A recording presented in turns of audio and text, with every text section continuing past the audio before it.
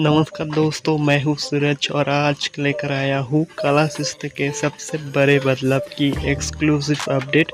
दोस्तों, कला शिस्त पर आने वाला है सबसे बड़ा बदलाव। जी हाँ, 31 अक्टूबर 2025 से चैनल पर शुरू होने जा रहा है 3 नए सीरियल जो बदल देंगे पूरा एंटरटेनमेंट स्क्रीन। लक्ष्मी नारायण 8 नवंबर से हर शाम 7 बजे एक आध्यात्मिक और दिव्य कहानी।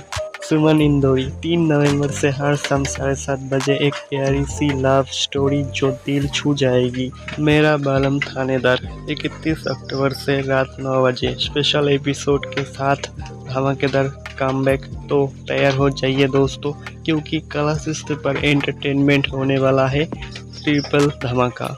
ऐसे ही डीडी फीड्स की हर अपडेट सबसे पहले देखने के लिए एचडी ग्रैंड चैनल को सब्सक्राइब करें, वीडियो को लाइक करें और बेल आइकन जरूर दबाएं।